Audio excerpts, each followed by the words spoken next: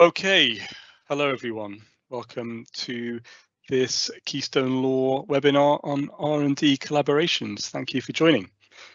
My name is John Morehouse, and I'll be taking you through some of the key concerns that always come up when collaborating on R&D projects with external partners. This is very much intended as a legal 101 for non-specialists and intentionally generic, trying to capture all of those issues which arise irrespective of the particular technology or sector involved. We have an hour, so that hopefully will be time for Q&A. I understand with this format that the only way for you to put questions is through the text box. Please do so. It'd be great to have some good questions to go through at the end. So with this format, I'll go through the presentation and allow time, but please do put your questions there and we can go through them. If for whatever reason you don't want to do that, my email address will appear at the end. So please feel free to drop me an email and I can help you that way. A bit about myself. I am an IP commercial partner here at Keystone, and I've worked across a number of industries with a number of technology sizes of technology company, from startups up to multinationals in pharma, energy, finance, telecoms, automotive as well. And had the pleasure of doing a large number of collaboration agreements with industry, with academia, and so hopefully I can pass on some of those learnings to you today. So 10 key things. Number one, let's begin with the humble NDA. An NDA is not enough for a collaboration. They often are used as a very useful first step for exploring the terms on which to enter into a collaboration. And the temptation is often perhaps to use an NDA for, say, a brainstorming session or a short collaboration. But an NDA really only covers the exchange of existing information that the parties might have before they start talking. It is not geared to capture who will own and what use rights the parties would have in relation to any new ideas, any new IP that is created in the brainstorming or the collaboration, and doesn't deal with reporting of those results or termination and so on. In short, if you're going to be carrying out any kind of collaboration, you need a collaboration agreement, and ideally don't even start collaborating until you have the terms of that agreement, the terms of ownership and use and so on, all agreed and the agreement signed. As I say, an NDA can be a useful first step, but not enough in itself. Second thing to consider would be, what exactly are you or is your company going to contribute to the project, and ideally be as specific as you can, and perhaps even list it in a schedule to the agreement. Will that be your existing technology or IP, or some of it or all of it that needs to be contributed as the basis for development in the project or to assist with the project in some way? Will it be funding? Will it be providing facilities for carrying out the research or the testing? Will there be particular people that you need to get on the project, and what know-how will they have and that will be shared with the other party? As I say, it is important to be specific as you can on this point. One issue to be concerned about is potential leakage of your technology. If you only have a defined set of information that you agree to share, but end up sharing a broader set of information with your partner, it might be that certain parts of that are not actually covered by the confidentiality clauses you have in the collaboration agreement, and the information could be lost. Even if it is covered by the confidentiality clauses, are you comfortable that the party you're working with will in fact comply with those confidentiality clauses and keep your information secret? Think about it all up front and really seek to agree a proportionate amount of the necessary technology, IP, and information that you would need to share. The converse to that is to be clear on what you're going to get in return. What is the other party or parties going to contribute to the project? What is needed to make a success of the project? What technology do they have that is essential for the project to be carried out? Will they be providing any funding? Will they be providing any or all of the facilities? And again, what personnel or know-how will they need to provide in order to make the project a success? And a key flip consideration to leakage is here this concept of contamination. When you're working with other parties, there's always this potentially dangerous exchange of confidential information between the two.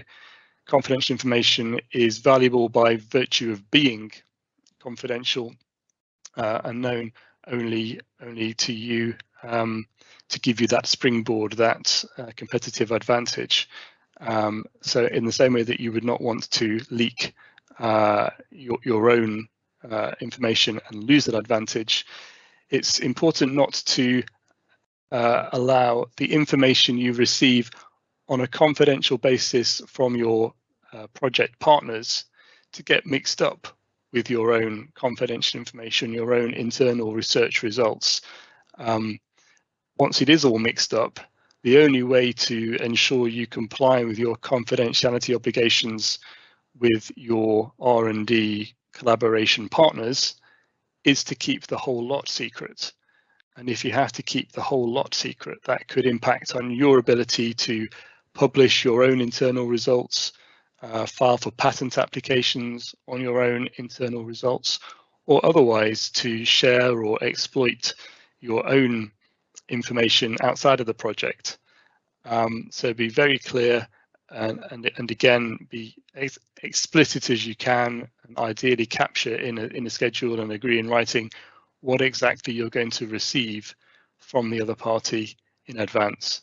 Of course, that could be amended over time, but if there is a mechanism in there to always agree that and capture that so the parties are clear, so much the better. So, as I said, an NDA would cover existing IP, existing information that is known at the start of the project.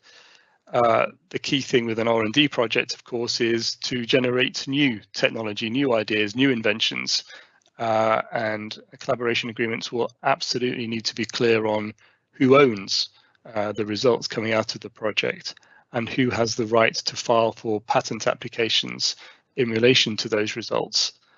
The first thing, of course, is to be clear on exactly what results are being created. And it's a matter of trust when working with other parties. If there is a truly collaborative project with people working together, perhaps each party will be aware. But if there are aspects which each party might carry out in its own labs, say, then in any event, it is necessary really to have a clear reporting mechanism so that the parties are aware of everything that is being created that goes into the pot of results for which the parties can then agree on ownership and the right to file patents and so on. Beware joint ownership.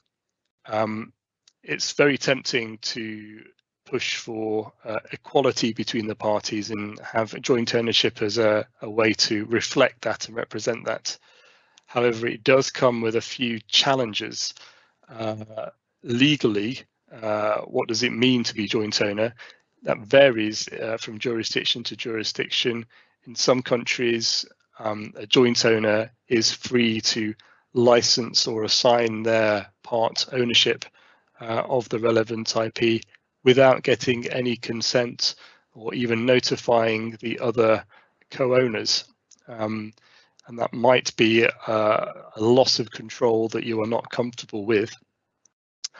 A further challenge is just the administrative side of it. If you are filing patent applications, you have to prepare the application, you have to file the application, you have to prosecute it and deal with any pushback, any office actions from patent officers in different jurisdictions. If you have to continually loop back with all the co-owners to agree on the content of the application, which countries to file the application in, and any changes to keep the relevant patent officers happy, that is an administrative burden. It's an extra layer of complexity, and often, frankly, it is easier to have one party in control of the patenting process, and perhaps look at use rights, which I'll come on to in a moment.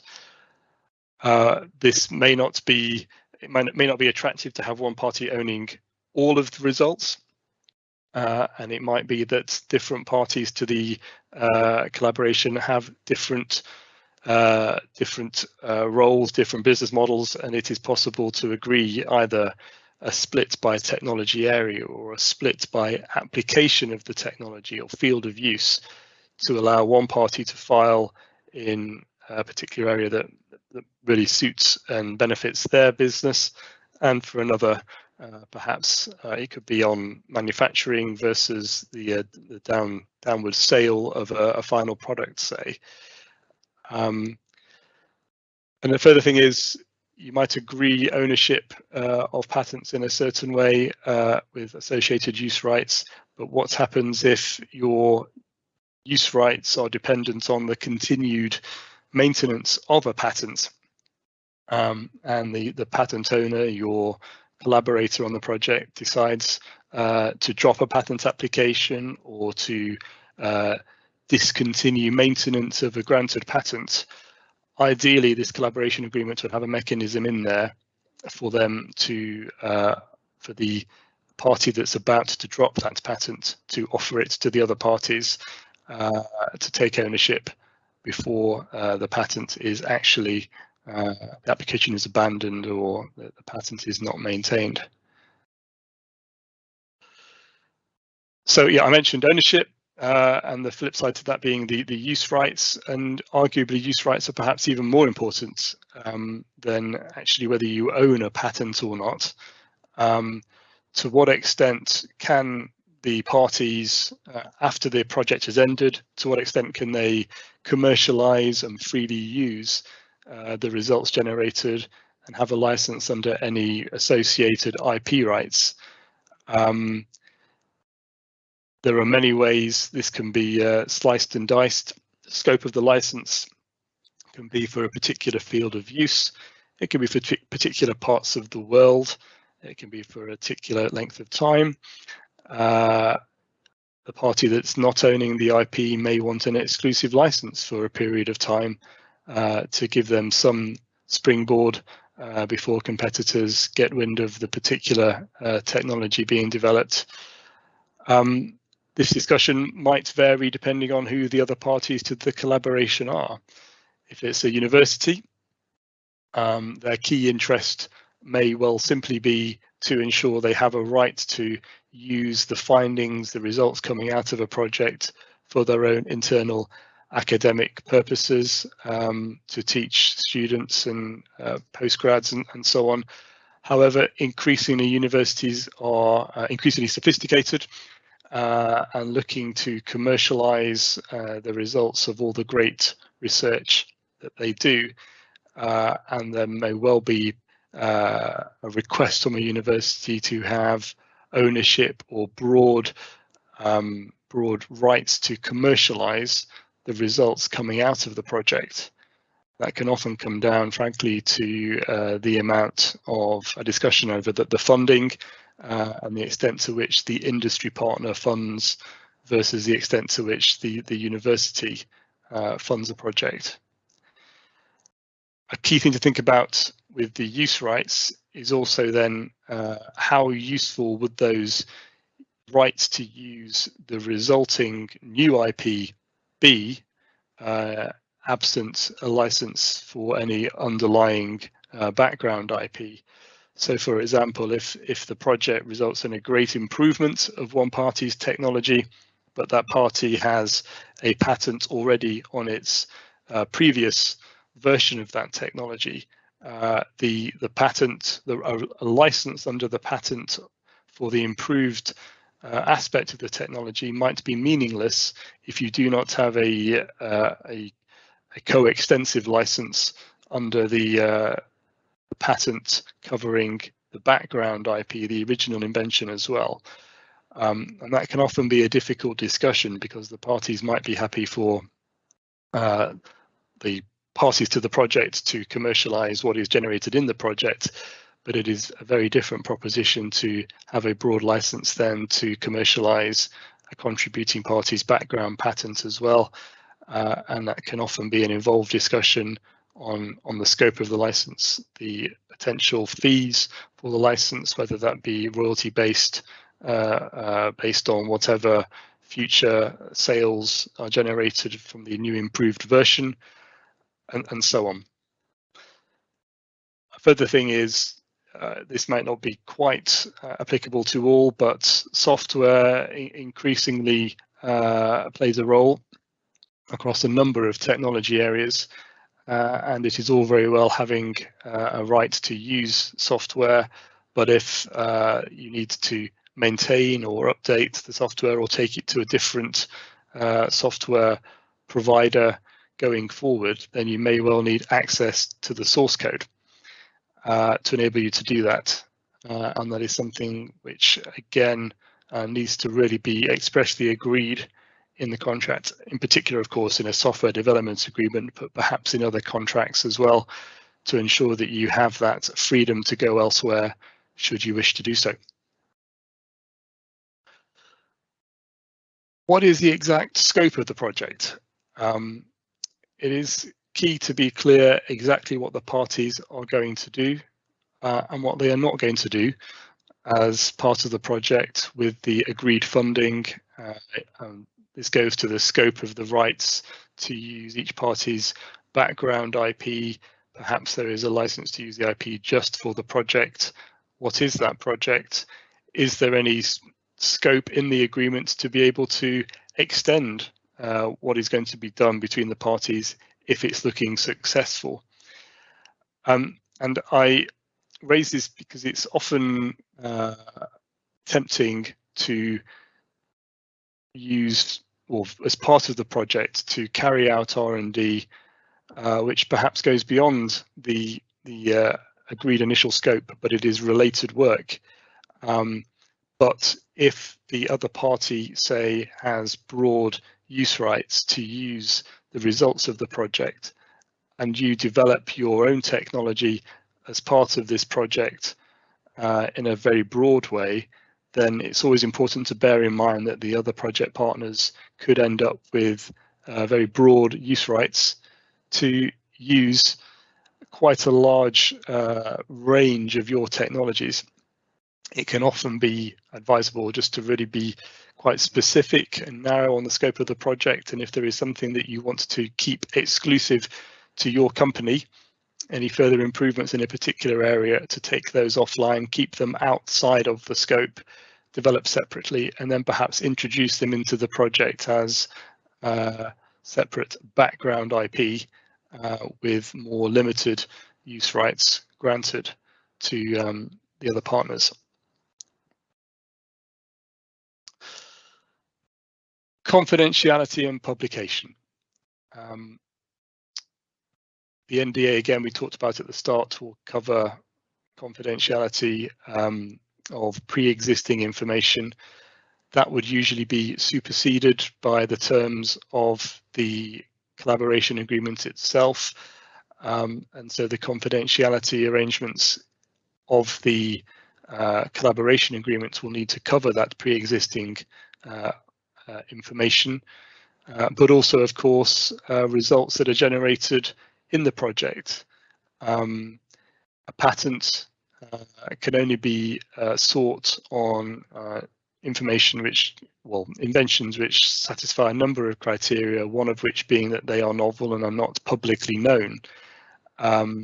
So even if one party agrees that they will be the patenting party, it is important that all of the parties to the collaboration keep that information secret to preserve the novelty and enable the owning party to seek a patent application. It might be that the party with the right to patent chooses not to and maintains the value in the invention or the results as a trade secret or as confidential information. And again, it's key that all parties then commit to keeping the information secret, not just for the duration of the project, but for a certain number of years afterwards. When working with universities, it's very often with either masters or postdoc, postgrad or postdoc students who will be very keen to publish their thesis, their doctorate, whatever it is, and that is sort of hardwired into the university and academic model and needs to be accommodated. However, the industry partner might wish to put terms into the agreement enabling them to have a pre-read essentially of the proposed thesis with a right to perhaps delay publication of the thesis for a few months to enable the industry partner to get a patent application filed whilst novelty is still preserved, or even perhaps to publish in a redacted form to preserve the confidentiality of key aspects. Leakage and contamination we talked about before. Again, very important to be clear what information you are going to share under the confidentiality and license terms set out in the collaboration agreement, but also what you're going to receive, and not to overstep the mark on that. Again, with universities, there may be a push for, or research institutes, there may be a push for as a quid pro quo for providing government funding, that those results need to be published. There may be some wriggle room there as to exactly what needs to be published, but that really goes back to the previous point about what is the scope of the project, and to go in eyes open at the start and really be clear and understand what will be published, and only to inject IP and to work on aspects within the project that you are comfortable will be published at the end of it. And again, it may be a case of seeking to agree that yes, certain results will be published, but perhaps after a certain period of time to allow patents to be filed without novelty having been destroyed. There may also be a requirement might be worth considering a requirement for joint approval of any press statements or any public statements about the existence of the collaboration, the terms of the agreement, and certainly of any results coming out of it.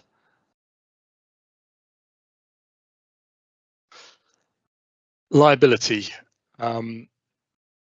Most contracts will have a provision in there with seeking assurances from the party that contributes something, especially information, say that it is accurate information, that it is complete, correct, fit for the purpose of the project, and doesn't infringe third-party IP rights, or at least the use of it in a particular way won't infringe third-party IP rights. Very different in an R&D context where there will be no commercial application as such of the background information shared or of the results. Very different in that context versus a sort of commercial license at a later stage, say for commercial application leading to sales of services and products outside of the project. So think this through, and it is often the case that for an early stage R&D project, it may be appropriate for neither party to accept liability and just to offer their information and their IP rights as is, without any assurances given, and the party takes that risk because they will not be using those items of information or that IP in a commercial context. It is unlikely that they themselves would be sued by a third-party patent owner for using it in that way, or at least any damages sought would be minimal. That of course would change as the profile changes of the particular technology, and a commercial license for sales, that would be the time I would submit where it would be appropriate to start talking about IP warranties for non-infringement of third-party IP rights and so on. Same for the new results created. Even harder to give any assurances about the results before you even know what those results are.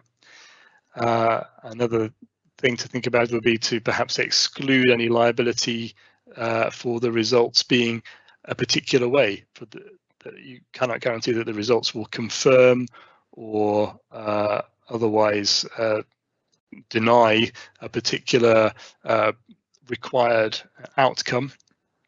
And so again, it's pretty well accepted that the assurances you will get from the other party for the background information and also the results created will be minimal for an early stage R&D project. Depending how big the project is, termination provisions can get quite complicated. Very important to understand exactly when you can just call it as a project that's not going anywhere and walk away. And very important, of course, to understand when the other party will have the same right to end the project and not carry out any further research. It might be that you have grand plans to progress to further stages. Milestones is often a great way to do that. If the first set of results are successful, then you would proceed to phase B and so on. Of course, to do that and for the parties to agree, it's very helpful to have specific criteria. What would those results look like for the parties to be comfortable that they want to carry on to the next phase of the project? And then what would actually happen on termination? The ownership or the possession of confidential information is one thing. It might be at that point that each party then requires all copies of the confidential information they have shared, whether that's in electronic, or if it's in physical form to be returned, say, or destroyed, and if it's in electronic form to be deleted from all systems, copies removed. But use rights, again, is another thing. We've talked about the use rights, but should those use rights end on termination of the project? If, for example, it is just a license to use a party's background IP for the purposes of the project and no more, then of course, on the end of the project on termination, those licenses should themselves terminate. But consider if the idea is to be able to use results of the project outside of the project going forward. Even if there is early termination, there may be some useful results where you want a continued license to be able to do that after termination. And following on from that, is there a need to have a license to relevant background IP, background patents and so on, to enable exploitation of the project results? And again, would it be appropriate for those licenses to continue beyond the end of the project? Finally, governance. How is this all going to be managed? What is the practical approach to managing the project from each side? First of all, internally, before agreeing to go ahead with the project, will that project be aligned with your business's IP strategy and its overall objectives? Are you going to achieve what you want to achieve? Are the people that are negotiating and entering into this particular R&D collaboration agreement aware of those broader business objectives and the underlying IP strategy? Is it appropriate to be sharing IP with this particular collaboration partner on this particular project? Or is this an area where you really are looking as a business to keep that entirely in-house, exclusive to yourselves, and not share in any form? So just ensuring that alignment across all the relevant parties, or the relevant internal departments, I should say, or internal teams, to ensure that you are thinking as one. And following on from that, then managing the flow of information and technology from your company to the other party. So even if you agree that this is an appropriate project, once you've agreed exactly what information will be shared, and ideally set that out in a schedule, or what technology will be shared, to ensure that it is actually managed in practice, and that the people on the ground working on the project understand that, are alert to it, and only share what they are supposed to share. And if it is confidential, that they share it marked confidential and make it clear to the other party that it is confidential and needs to be kept as such. Depending on the size of the project, there could well be a steering committee set up. For smaller projects, that could be as simple as just setting up a regular call every month or so between the relevant representatives of each party. For bigger projects, it could mean a full steering committee where recent results could be shared and discussed. Is the direction of the project okay? When it comes to milestones, are they being met? What criteria need to be met to get to the next milestone?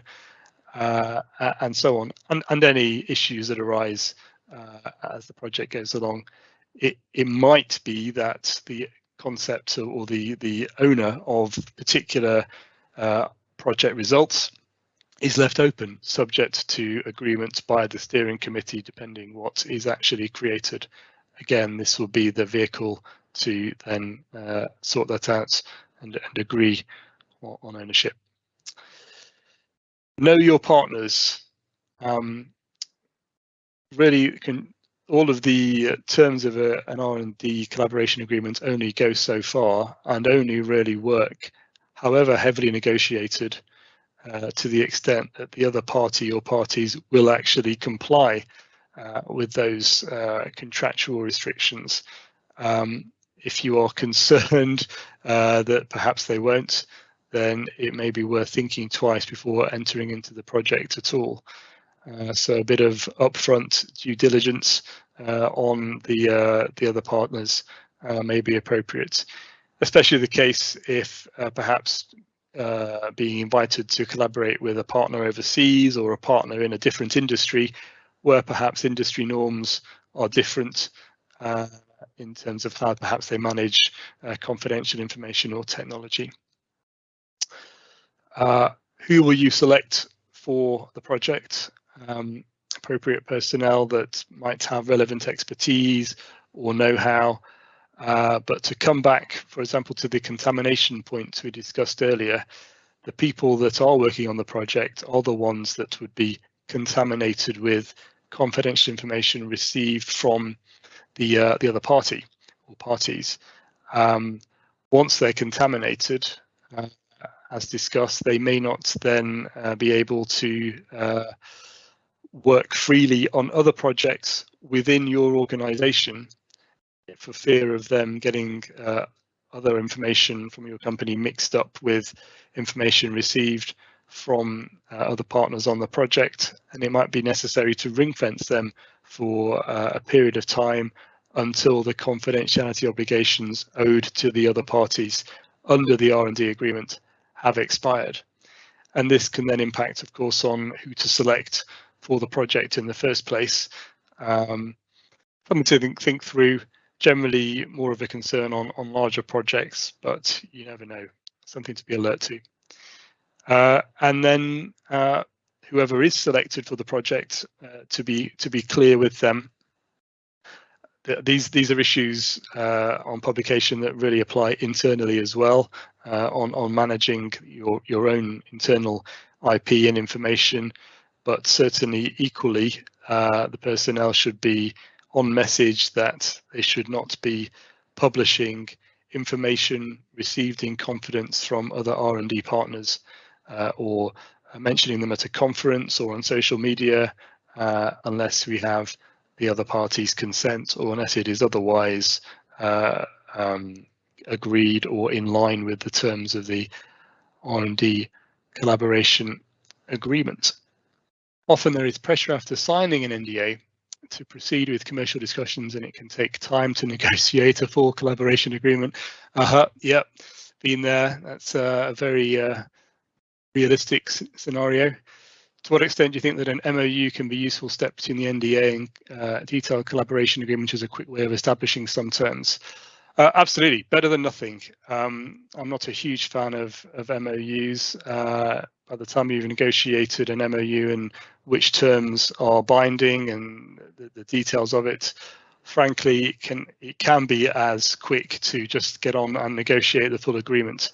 But as an interim step, if the collaboration agreement is going to take a while, then absolutely. And the key thing there would be just to step up from the terms of the NDA to look at those terms around ownership and use rights of what is being created, and certainly for the confidentiality terms to cover the new stuff as well, until any party really is in a position to file a patent application and preserve the novelty.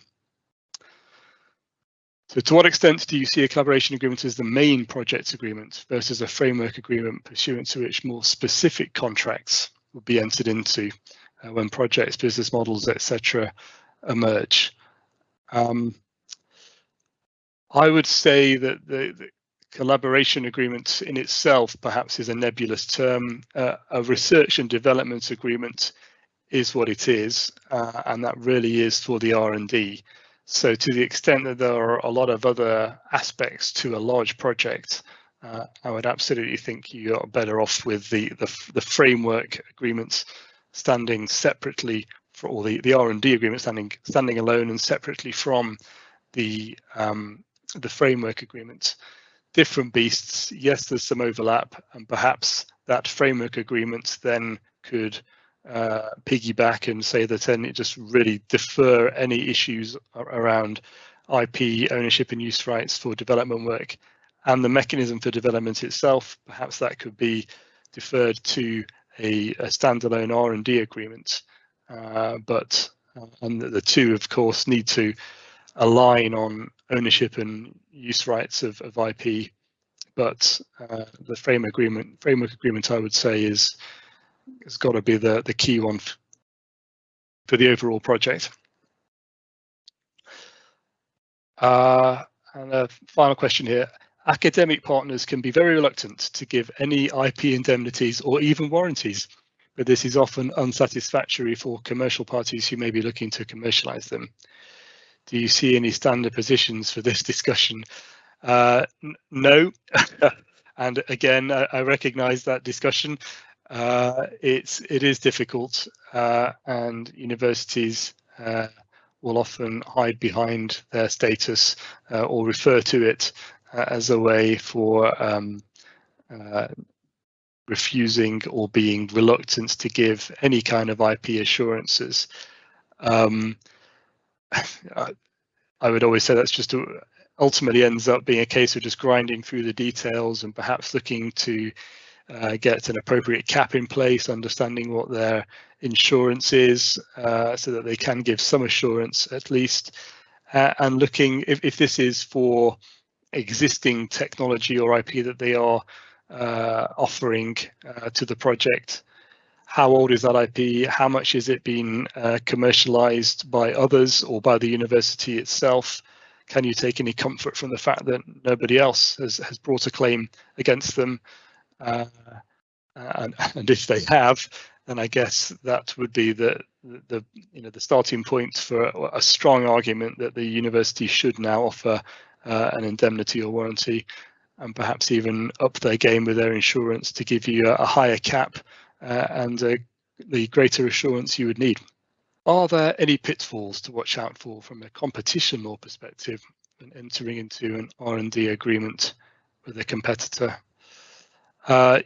Yes, I would say no more than other commercial agreements with a competitor, but absolutely. And I guess in a technology collaboration, the sensitive information in question is likely to be technical rather than, say, commercial or pricing information.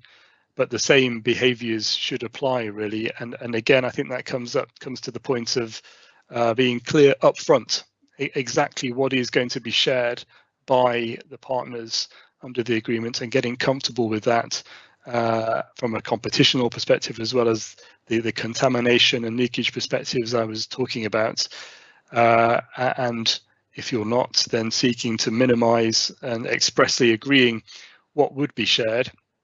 And then with the personnel involved, back to the governance and the training point there, getting them alert to this and being prepared if there is a particular meeting where a partner in the R&D collaboration wishes to share or looks like they're about to share sensitive information beyond what was agreed, then get those personnel ready and primed to make their excuses and leave the meeting, and have that minuted so that there is a sort of document trail leading to them not having received or not ultimately colluded with other parties on the sensitive information. Well, that's it. That's all the questions I have here.